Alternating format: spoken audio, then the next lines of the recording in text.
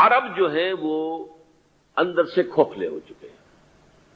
عیاشی نے، دولت نے، پیسے نے، دولت، پیسہ، عیاشی، اس کی وجہ سے کھوکھلے ہوئے۔ یہاں میں آپ کو دو حدیثیں سنانا چاہتا ہوں۔ سنن ابن ماجہ کی روایت ہے حضرت ابو ہریرہ سے رضی اللہ تعالی عنہ، قال قال رسول اللہ صلی اللہ علیہ وسلم اذا وقعت الملاحم بعث اللہ بعثا من الموالی هم اکرم العرب فرسا واجودہ سلاحا یوید اللہ بہم الدین، رواہ ابن ماجہ عن ابی ہریرہ رضی اللہ تعالی عنہ۔ جب ملاحم کا دور شروع ہوگا تو اللہ تعالیٰ اٹھائے گا ایک لشکر یا لشکروں پر لشکر موالی میں سے۔ موالی کون ہے؟ عربوں نے جب فتح کیا تھا اس پورے علاقے کو خلافت راشدہ کے دوران، اور پھر وہ لوگ جو ہے، ایک رائے تو یہ تھی کہ انہیں غلام بنایا جائے سارے آبادیوں کو، لیکن یہ کہ حضرت عمر کا اجتہاد تھا، اس کے مطابق جو غلام نہیں بنایا گیا تو وہ موالی کی حیثیت رکھتے ہیں۔ عربوں میں دم نہیں ہے، موالی میں سے لشکر اٹھیں گے کہ جو در حقیقت حضرت مہدی کی حکومت کو قائم کرے گے۔ دوسری حدیث سنیے عن عبداللہ بن الحارث رضی اللہ تعالی عنہ، اور یہ ابن ماجہ کی روایت ہے، قال قال رسول اللہ صلی اللہ علیہ وسلم یخرج الناس من المشرق فیوقعون للمہدی یعنی سلطانہ، لشکر نکلیں گے، لوگ آئیں گے مشرق سے اور وہ حضرت مہدی کی حکومت کو جمائیں گے اور قائم کریں گے۔ اب ذرا نوٹ کیجئے کہ جزیرہ نما عرب کے مشرق میں کون سے ملک ہیں؟ تین، ایران، افغانستان، پاکستان، یہ تین سالڈ مسلم ممالک، مسلم آبادی اکثریت۔ ویسے تو یہ کہ آگے ہندوستان میں 20 کروڑ مسلمان ہیں، لیکن وہ 20 کروڑ جو ہے وہ تو 80 کروڑ کے اندر تحلیل ہو جاتے ہیں غیر مسلموں میں، لیکن یہاں جو معاملہ ہے یہ خالص اکثریت کا۔ ان میں سے ایران کا معاملہ جہاں تک ہے، نمبر ایک یہ کہ وہ شیعہ عقائد کے حصار میں بند ہے، اس سے ادھر ادھر ہونا اس کے لیے ممکن نہیں۔ حدیث میں یہ بھی آتا کہ اصفہان سے 70,000 یہودی دجال کا ساتھ دیں گے، لیکن بہرحال خراسان ایک صوبہ ہے افغانستان کا اس وقت بھی شمال مشرقی کونے میں، مجھے امید ہے وہاں سے خیر کی، کیونکہ خراسان کا لفظ وہاں پہ شامل ہے، اور حضور کی حدیث میں بعد میں آپ کو سناؤں گا کہ خراسان سے فوجیں چلیں گی جو یروشلم کو دوبارہ حاصل کریں گی، فتح کریں گی، جیسے پہلے یروشلم کھویا عربوں نے تھا، دوبارہ حاصل کیا تھا کرد نے، کرد خون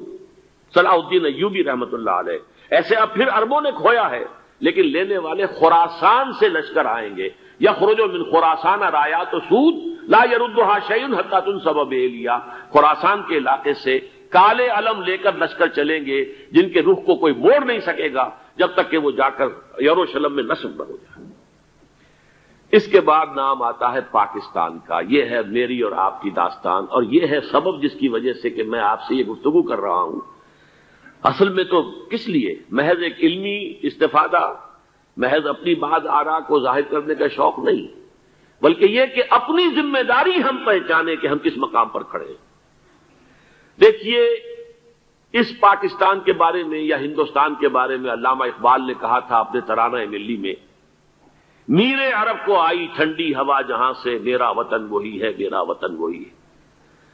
اور مجھے بتایا گیا کہ سنن ابی داؤد میں یہ روایت موجود ہے کہ حضور نے فرمایا کہ ہندوستان کی طرف سے مجھے ٹھنڈی ہوا آتی، اگرچہ مجھے وہ حدیث ابھی نہیں ملی ہے، لیکن حزب التحریر کا ایک کارڈ مجھے ملا تھا، تو اس میں اس حدیث کا اور اس میں ابو داؤد کا روایت کا حوالہ موجود تھا۔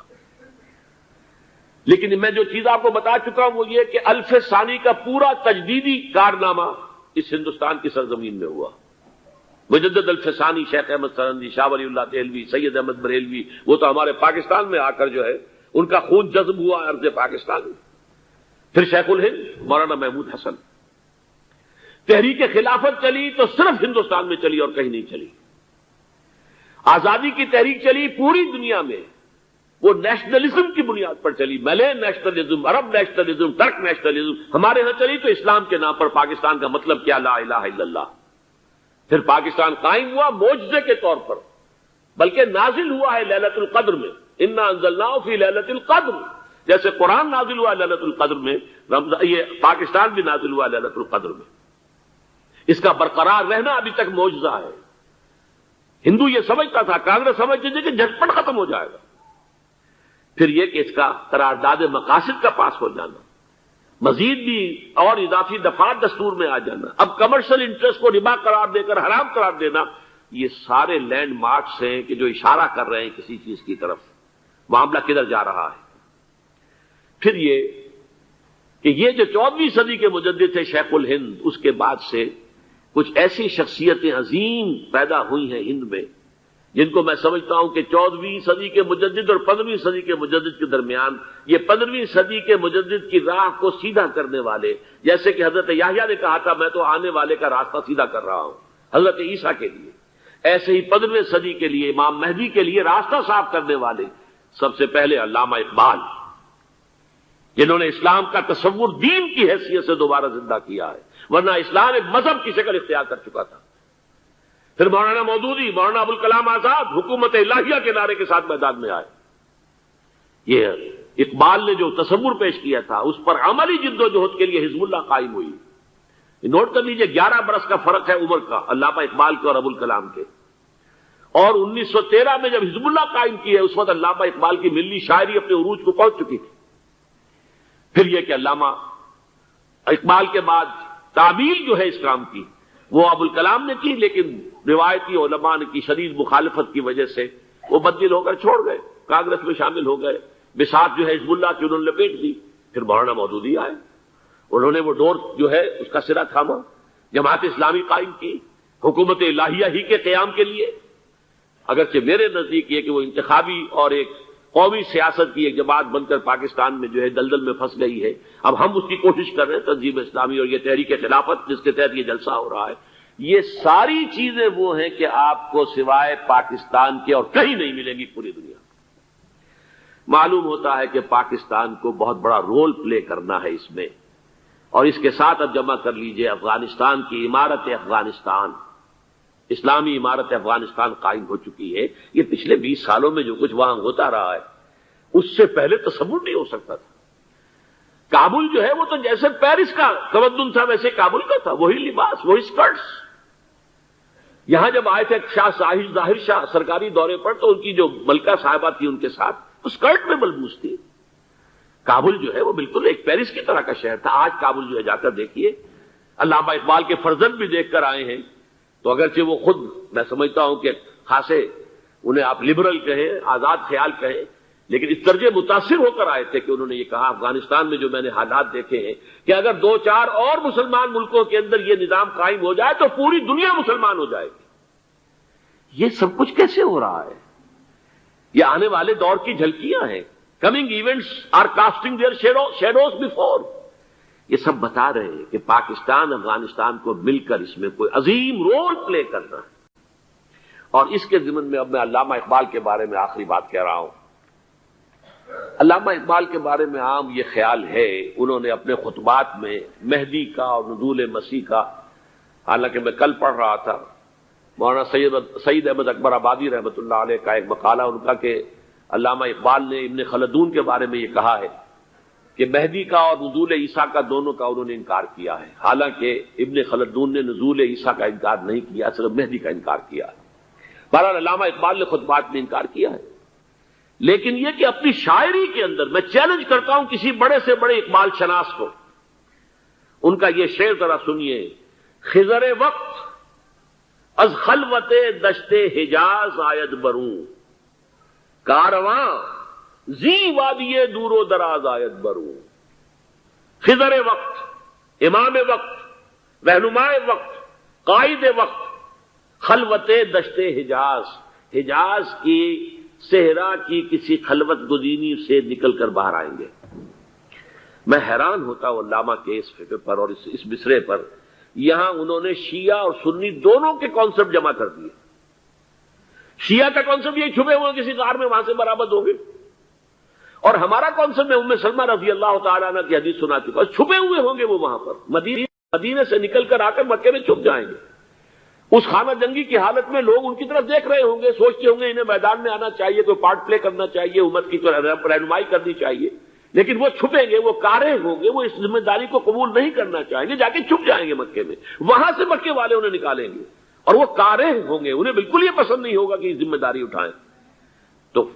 خضر وقت از خلوت دشت حجاز آیت بروں، کارواں زی وادی دور و دراز آیت بروں، کارواں جو چلے گا ان کی مدد کے لیے اس وادی دور و دراز، اس زی عظیم وادی دور و دراز، یہ وادی سندھ ہے۔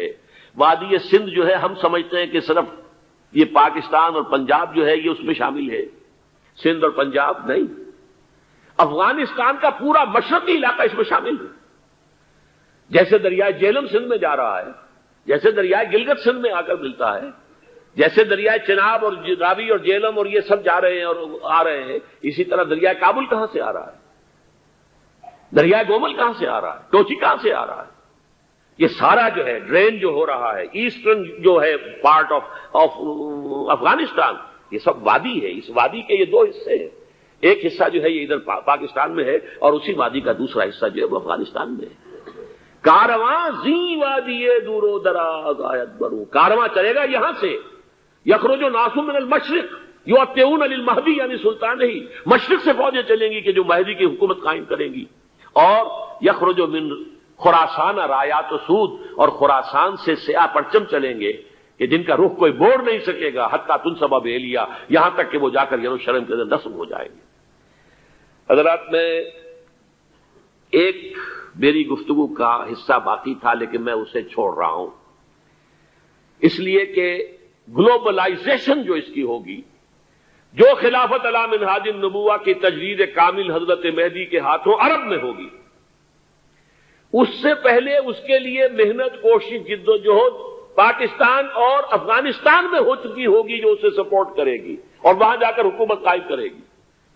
اس کے بعد گلوبلائزیشن کا جو مرحلہ اس کا ہے وہ حضرت مہدی کے ہاتھوں نہیں ہے، وہ حضرت عیسیٰ ابن مریم ان کے نزول کے بعد ہے، جن کے نزول کے بعد دجال کا خاتمہ ہوگا اور یہودیوں کا استحصال ہوگا، مسلمانوں پر بھی بڑی تکالیف اربوں پر آئیں گی، شدائد آئیں گے، لیکن یہ وہ میں حصہ جو اپنی گفتگو کا آج چھوڑ رہا ہوں اس لیے کہ میں دیکھ رہا ہوں کہ بعض حضرات کا صبر کا پیمانہ اب لبریز ہو رہا ہے، تو میں اس حصے کو پھر ملتوی رکھتا ہوں کسی دوسری محفل اور کسی دوسری مجلس اور نشست پر۔ لیکن یہ کہ امام مہدی کی حکومت قائم کرنے کے لیے کون لوگ آئیں گے؟